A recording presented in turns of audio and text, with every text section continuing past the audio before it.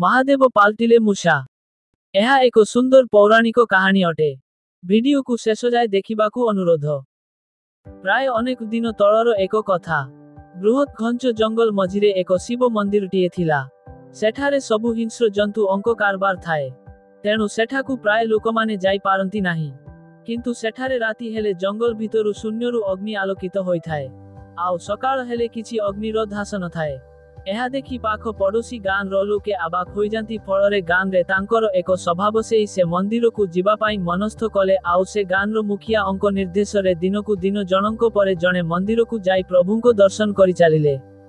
किंतु प्रभु अंक दर्शन करिबा को जाऊ जाऊ प्रत्येक दिन जणे जणे से जंगल रे हिंस्र जीवजंतु अंक शिकार पाल्टी जांती। तेणु एहा भितरे गां सारा कोकुआ भय सृष्टि हुए। एहा देखि गां रो मुखिया को किछि बुद्धि बाट देखा जाय नाही। किंतु गां रो मुखिया टिके लोभी थांती। से दिन रात्र रे जंगल रो आलोकित हेबा खबर रु जानी पारिथिले कि सेठारे सेही शिव मंदिर रे स्वर्ण रो भंडार रहिछि।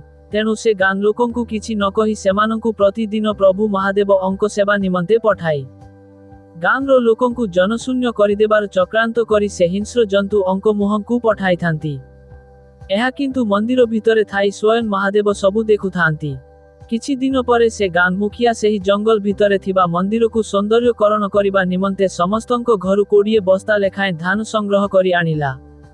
हेले एथिरे गां रे थिबा गरीब लोक धान न देई पारिबा हेतु तांकु नेई सेही जंगल रे दिनबेला बांधी देई आसे। आउ फଳରେ से गरीबी लोकटी आहार पाल्टी जाए बाघ सिंहंकर। गां सारा आदाय धन संपत्ति को नेई गां रे मनमुखी शासन करे गां रो मुखिया। दान देबा फଳରେ लोके खाइबा को बहुत असुविधार सम्मुखीन हेई अनेक से बाटरे भी मृत्यु बरण कले। हेले मुखिया घर धन संपत्ति रे फाटी पड़ुथाए। किंतु एहा देखि महादेव आउ सहय करि पारिले नाही।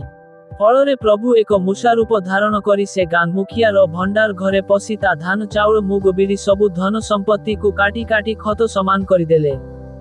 फଳରେ मुखिया सबु धीरे धीरे जानी पारिला जे एहा तार कर्मर फल बोली।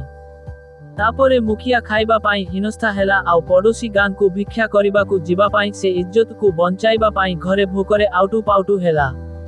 तापरे से राति रे पाख गां को जाई चोरी कला। आउ दिन रे सेही गां रो मंदिर थिबा सेही जंगल भितरे जाई प्रभु को शरण पसिला। आउ कहिला, हे प्रभु, मु लोभर बशवर्ती होई अनेक लोकंको जीवन नेइछि।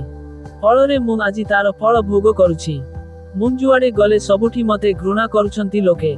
एमिति अनेक मन कथा कही गपी चाले मने मने। हेले किंतु महादेव शिव किंतु से मुखिया रो कर्म पाई ताको आहुरी शास्ति देई चालिले। कारण स्वयं महादेव अत्यधिक रोष थिले ता उपरे। हेले मंदिर छाड़ी आउ कुआडे जाई पारिला नाही से गां रो मुखिया जनक।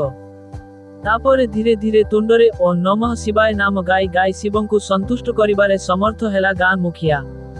तापरे हठात प्रभु महादेव से लोकटी को कहिले, जदि तू तोर पूर्व ख्याति फेरी पाइबा पाई चाहुंचु तेबे तू जेते जनंकु मारिछु बा हिंस्र जीवजंतु अंक द्वारा तांको जीवन नेइछु सेमानंको अस्थि सबु संग्रह करी से सबु को नेई नदी रे पिंगी पारिले तोर प्रार्थना सिद्ध हेबो।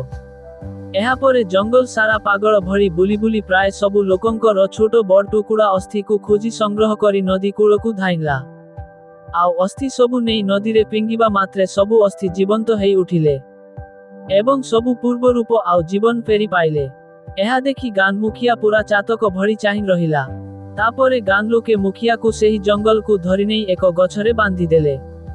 तापरे धीरे धीरे संध्या हेबा फଳରେ बाघ सिंह माने आसी मुखिया को घायला करि देले। एहा देखि पुणी महादेव एक मूषा रूप धरी मुखिया बंधा होइथिबा दौड़ी को काटी देबा फଳରେ मुखिया जीवन बिकळे मंदिर भितर को पसिगला गां मुखिया जनक।